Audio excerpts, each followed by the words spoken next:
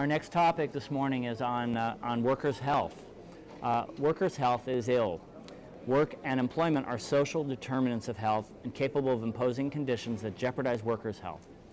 Occupational diseases, injuries, and death at work occur without being timely prevented, diagnosed, or treated, resulting in enormous underdiagnoses and under-registration. This is enhanced by the lack of access to health care and occupational health services and the coexistence of non-communicable diseases in adult working populations. Here this morning to join us in talking about it is Julieta Rodriguez, who is the advisor on workers' health here at the Pan American Health Organization. Julieta, thank you for joining us. Thank you so much for the invitation today. So why is it necessary, Julieta, to have an action plan that addresses workers' health in the region? Because we have an old action plan that was designed back in the 90s, and the reality of the working world has changed very much, as well as the causes of injuries, diseases, and death at work. So we need to look at today how work and employment are social determinants of health and how they are influencing and how we can intervene with a series of actions and activities to prevent this type of things in workers' health.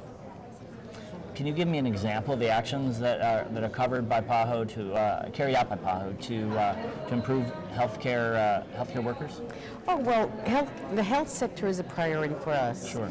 And indeed, we have been working since probably 2006, where the crisis of health care workers was declared by WHO, and since then we've been developing a series of activities that are very important.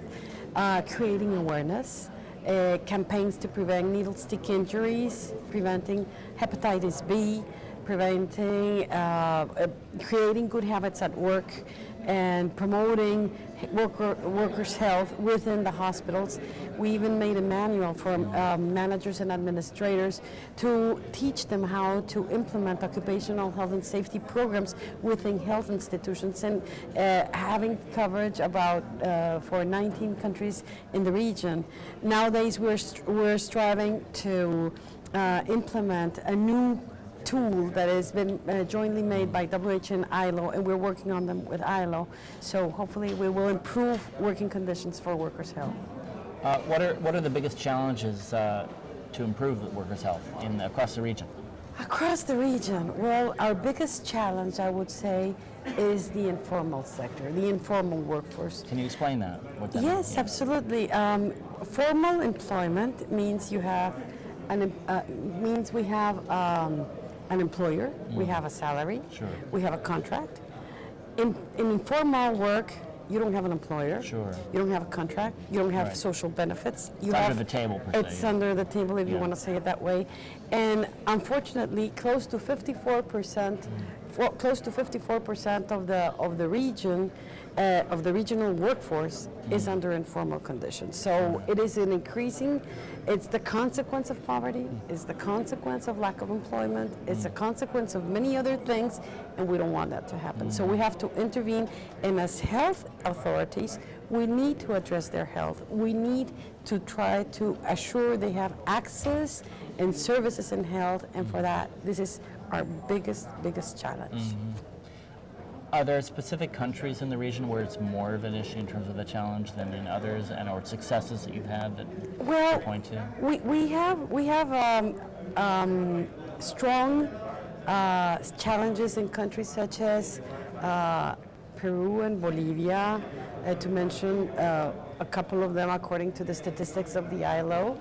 And we have very successful, in fact I come from visiting an experience in urban informality interventions done in the city of Bogota, and we found a very interesting experience how primary health care professionals were trained to move towards the informal urban sector, and they're making wonderful interventions, teaching auto-employers in very small units of work.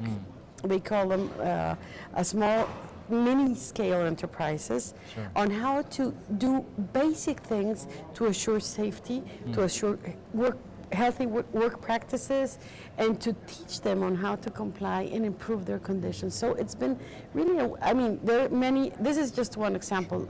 In the rural work, we have an experience in Nicaragua that was very successful with the Asociación de Trabajadores de Nicaragua. Yeah. That has managed to improve the working conditions of the rural peoples and to provide services for them.